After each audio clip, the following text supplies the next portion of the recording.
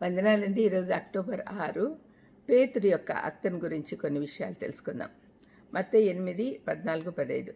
తర్వాత యేసు పేతురింట్లో ప్రవేశించి జ్వరంతో పడి ఉన్న అత్తను చూసి ఆమె చెయ్యి ముట్టగా జ్వరం ఆమెను విడిచెను. అంతటా ఆమె లేచి ఆయనకు ఉపచారం చేయసాగాను. బైబిల్లో పేరు చెప్పబడని స్త్రీలలో ఈమె ఒకటి. ఆమె గురించి విషయాలేమీ ఎక్కువ తెలియదు, కానీ 2 చిన్న వాక్యాల్లోనే ఆమెను గురించి చెప్పబడిన విషయము మనకు గొప్ప ఆశీర్వాదకరంగా ఉంది.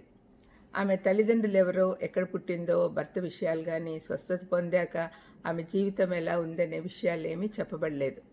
ఆమె జీవితంలో క్రీస్తును కలిసిన సందర్భము అతి ప్రాముఖ్యమైంది. ఆమె కుమార్తె ఒక గొప్ప అపొస్తలుడిగా రూపొందించుకోబోతున్న పేతురు అనే జాలరికి భార్య అయింది. పేతురు అత్త అతనితో పాటు అతని ఇంట్లోనే అతని సహోదరుడైన అంద్రేయతో పాటు జీవిస్తూ ఉంది. అల్లునింట్లో ఉందనే సత్యం ద్వారా ఆమె విధవరాలు అయి ఉండొచ్చని అనుకోవచ్చు. పేతురు అంద్రేయులు తమ తండ్రి మరణాంతరము వాళ్ళకి స్వాస్థ్యంగా ఇవ్వబడిన ఇంటిలో పేతురు తన అత్తను కూడా ఉండనిచ్చి ఆమెను పోషిస్తూ ఉన్నాడు. ఈ ఇల్లు కపెర్నహూములో ఉంది. గల్లే సముద్రం యొక్క ఉత్తర తీరాన ఈ పట్టణం ఉంది, కపెర్నహూము. పేతురు అత్త ప్రమాదకరమైన రోగం వచ్చింది ఆమెకు. ఆ రోగాన్ని గొప్ప జ్వరము అని డిస్క్రైబ్ చేశారు. బతికే అవకాశాలు తక్కువగా ఉన్న పరిస్థితి ఆమెది. అయితే ఈ సంఘటన మార్కు 1:29, 31లోను, లూకా 4:38, 39లోను గ్రంథస్థం చేయబడింది. ఈమెకు ఇంత ప్రమాదకరమైన పరిస్థితి అయినా కూడా ఆమె కుటుంబం కానీ, ఆమె స్నేహితులు కానీ ఆమె చనిపోతుందేమోనన్న ఆలోచన భరించలేక యేసయ్య యొద్దకు ఆమె సమస్య తెచ్చారు. ఆయన గమనించేటట్టుగా ఆమెను ఉంచారు. క్రైస్తవులుగా రోగుల కొరకు ప్రార్థించడం మన బాధ్యతలో ఒకటి. దానివల్ల మనకు వారి పట్ల ప్రేమతో కూడిన బాధ్యత ఉందని తెలపచ్చు.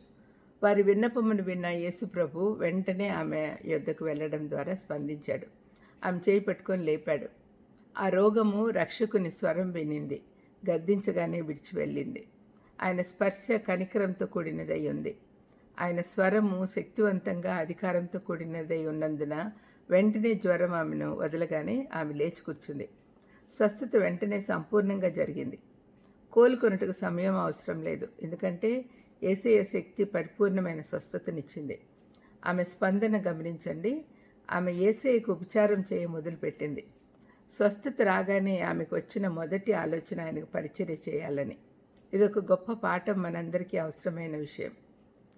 ఆమె పరిచర్య ద్వారా చుట్టుపక్కల వారు ఆమెకు సంపూర్ణ స్వస్థత వచ్చింది అని గుర్తించారు. ఈనాటి ఒక వ్యక్తి తన పాపమనే రోగం నుండి స్వస్థత పొందినప్పుడు ప్రభువుకు పరిచర్య చేయాలి అనే ఆలోచన కలిగి ఉండాలి.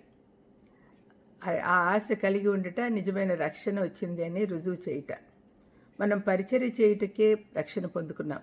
ఈ అద్భుతమైన వ్యక్తి ఈ సంగతి గుర్తు చేయుటకు ఇక్కడ పెట్టబడి ఉంది.